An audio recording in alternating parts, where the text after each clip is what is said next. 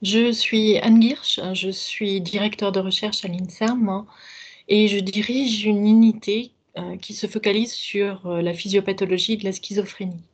D'habitude, j'essaye de comprendre ce qui conduit certains patients à avoir des troubles du sens de soi, un sentiment de vide, une dépersonnalisation, et j'essaye de comprendre ces troubles au travers de leur perception du temps et du sens de la continuité du temps. Une question assez abstraite, donc. Je suis psychiatre, mais je suis chercheur à plein temps et le premier jour du confinement, eh bien, j'ai été confinée comme tout le monde, hein. J'ai mis la clé sous la porte du laboratoire et je suis rentrée chez moi et j'ai ressenti une forte émotion comme la plupart d'entre nous.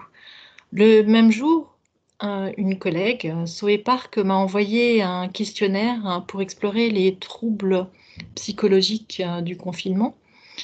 Je l'ai lu et je me suis dit qu'il fallait absolument faire ça, mais que le questionnaire ne suffirait pas pour capturer l'intensité des émotions qu'on avait au début du confinement, là où les choses changent le plus, et qu'on ne comprendrait pas non plus comment les sujets confinés, les personnes confinées, verraient leurs émotions, leurs réactions changer au fil du temps, peut-être en s'adaptant au confinement ou au contraire en le supportant de moins en moins bien. Et pour capturer à la fois ce qui se passait quand les choses changeaient le plus, c'est-à-dire au début du confinement, et puis essayer de comprendre comment les choses évoluent au cours du temps, j'ai eu l'idée de demander aux participants à notre étude d'écrire chaque jour 10 lignes pour raconter ce qu'ils voulaient, soit leurs impressions, soit ce qu'ils faisaient dans la journée.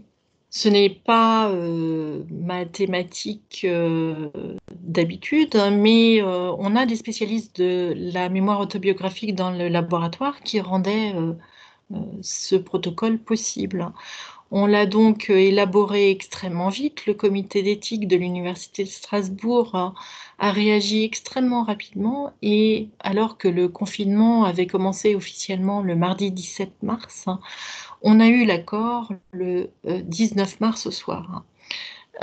Et ça nous a permis de lancer l'étude rapidement et on n'a pas encore de résultats parce que ce qui va être critique, c'est d'une part l'évolution des narrations au cours du temps, donc il va falloir un temps d'analyse de ces narrations, et puis on va avoir les réponses aux questionnaires, et ce qui va être critique, c'est comment les réponses à ces questionnaires évoluent du début à la fin du confinement.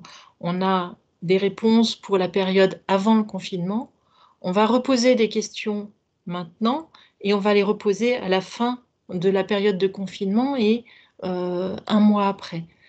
Euh, on va donc regarder comment l'humeur des participants change, comment éventuellement leurs angoisses changent au fil du temps, à la fois dans les questionnaires et dans leur narration.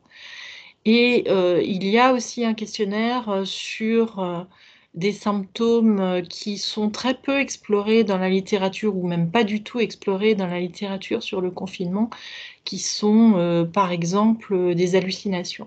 Avoir des hallucinations, ça ne veut pas forcément dire qu'on est fou, ça peut arriver, ça a été décrit dans des conditions d'isolement extrême, on ne sait pas si ça va arriver dans des conditions de confinement telles qu'on les connaît, mais c'est quelque chose qu'il faut absolument vérifier. C'est très dommage que ça ne l'ait pas été, un peu comme si c'était une question taboue. Ça ne devrait pas l'être, hein, parce qu'il n'y a pas de raison de stigmatiser ce symptôme plus que l'anxiété ou la dépression.